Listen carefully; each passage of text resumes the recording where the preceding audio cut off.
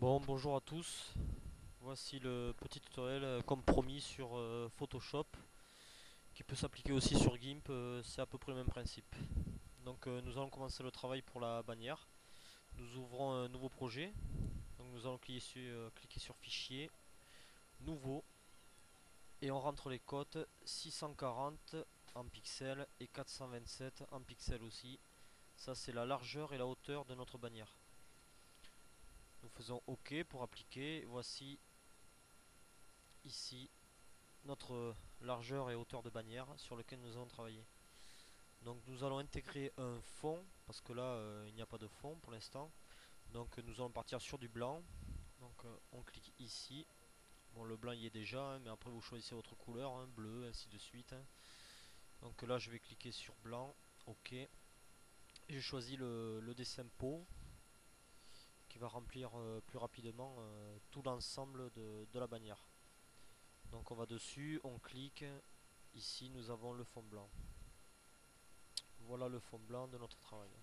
Maintenant, nous allons aller chercher une photo de Sébastien Chabal qui nous intéresse et qu'on va vouloir mettre sur notre bannière. Nous faisons Fichier, Ouvrir. Ici, c'est tout ce qu'il y a sur notre ordinateur. Donc, je vais aller chercher la photo qui m'intéresse. Bon, peu importe, hein. Donc, on va prendre une de mes créations, celle-ci que j'aime bien. On fait Ouvrir. Et là, on va sélectionner une partie de l'image, ou si on veut prendre la totalité, on prend la totalité. Donc on va cliquer ici, là c'est la sélection d'image. Donc cliquer à l'angle parce que moi je veux la totalité de l'image, hein. Donc si on veut juste sa tête, on va cliquer juste sa tête, on reste cliquer sur la souris, on prend la largeur qu'on veut, hein, largeur, hauteur qu'on veut. Par exemple on sélectionne juste ceci. Bon là moi je vais prendre la totalité, donc je vais cliquer là-haut jusqu'en bas, j'étire, je lâche. Et maintenant on appuie sur la croix de sélection ici, outil de déplacement. On clique ici, outil de déplacement. On va cliquer sur l'image et on va faire glisser tout en la restant cliqué avec la souris. Et on va aller lâcher notre image sur notre bannière. On lâche et vous voyez l'image qui apparaît ici. Cette image là nous n'en avons plus besoin, on ferme le document. Là je vais mettre en plein écran mon travail. J'appuie, voilà, en plein écran, et là nous voyons la sélection de l'image. La photo est beaucoup plus grande que la bannière, donc nous allons redimensionner cette photo. Nous allons partir au coin et on étire, et on va déplacer la photo pour qu'elle soit à la bonne dimension. Voilà, voilà. Là on est pas mal. On réappuie sur le déplacement, outil déplacement, et on valide notre déplacement en faisant appliquer. Voilà. Donc ici vous voyez bien, là c'est l'outil calque. Nous voyons notre fond blanc ici, en calque, et en calque la photo qu'on vient d'ajouter, qui est ici. Maintenant nous allons donner... non, nous allons plutôt faire l'écriture de fan club de Sébastien Chabal. Donc nous allons aller sur ici, outil test horizontal. On clique dessus. On va venir cliquer sur la photo, là où on veut intégrer notre écriture. Voilà.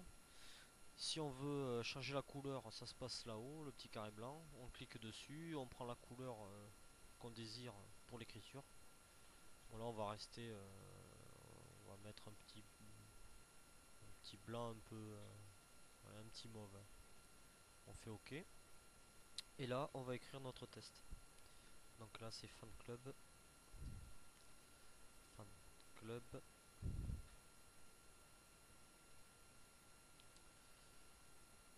Sébastien Chabal. Voilà. Toujours pareil. On appuie sur l'outil de déplacement. Et là on va redimensionner l'écriture. Tout comme la photo. Et recentrer un peu tout ça. On peut mettre ça à peu près ici. Bon, c'est un exemple juste pour vous montrer, hein. Vite fait. Hop là. Là. On applique. Voilà. Maintenant, si on veut changer notre style d'écriture, on appuie deux fois dans le calque sur l'écriture de Fan Club Sébastien Chabal. On voit c'est en surbrillance. On vient ici, il y a toute une palette de styles d'écriture.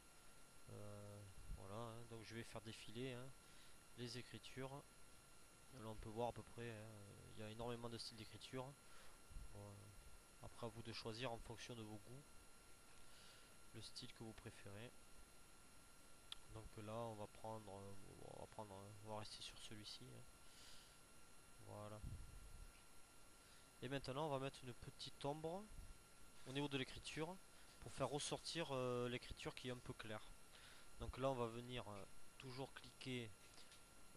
Si je clique sur cette photo là, je vais travailler sur cette photo. Bon là je clique ici pour travailler juste simplement sur le test. Et on va ici appuyer sur les filtres, sur les fusions pardon. Option de fusion. Ici nous voyons ombre de portée, ombre interne, lueur externe. Donc là je veux une ombre de portée. Je clique dessus, vous voyez qu'il y a une ombre qui est apparue. Et en cliquant deux fois dessus, on peut rentrer sur les réglages. Donc là il y a taille de l'ombre qu'on va agrandir. Vous voyez. La distance aussi on peut régler. Et le grossi. Voilà. En exagérant, vous voyez à peu près ce que ça fait, hein. Là on va diminuer un peu. Voilà, je mets juste une petite ombre. On applique toujours en faisant OK. Là je vais rajouter encore la petite fusion. On peut mettre une ombre interne. Voilà, qui fonce un peu le... On va laisser ça comme ça. Ombre interne. On laisse ça comme ça. Voilà. Maintenant sur la photo, on peut... je vais utiliser le pinceau. Donc dans le pinceau, ici vous avez un petit rond. Il suffit d'appuyer et vous avez toute une palette de styles de pinceau bon, que j'ai téléchargé, ça s'appelle des broches. Vous pouvez les télécharger aussi si ça vous intéresse, c'est tout à fait légal. Et là on va choisir le broche qu'on veut. Bon, on va prendre... bon, mettons effets spéciaux. On clique dessus, ok. Donc là c'est toute une palette d'effets spéciaux. Vous voyez par exemple des papillons.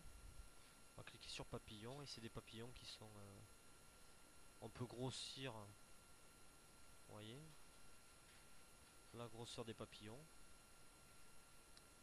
Voilà, c'est vraiment trop gros, hein. C'était juste pour vous montrer. On va rester sur des petits papillons et maintenant on va choisir la couleur qu'on veut des papillons. Donc là on peut aller taper dans du rose. Voilà. Et on va appliquer, on va cliquer pour appliquer des papillons un peu partout. Bon. Et en fait ça change la couleur. Vous voyez, je viens d'apprendre un truc.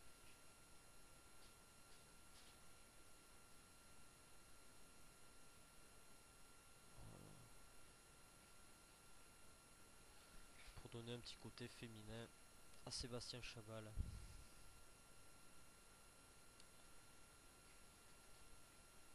Voilà, là je pense qu'on est pas mal. On va appliquer tout ça. Voilà, je vais tout fusionner. Donc on fait calque, fusionner avec le calque inférieur ou alors fusionner les calques visibles. Ça c'est pour fusionner tout notre travail pour que ça soit qu'une seule image. Vous allez voir, fusionner les calques visibles. Vous voyez que maintenant ici je n'ai plus qu'un seul calque. Donc tout est qu'un bloc. On va laisser ça comme ça. Pour l'instant c'est le premier tutoriel et on va enregistrer sur notre bureau. Donc on fait fichier, enregistrer sous. Et là on choisit l'endroit. Bon là je mets sur le bureau. Ici on rentre le titre. On va mettre fan club bannière.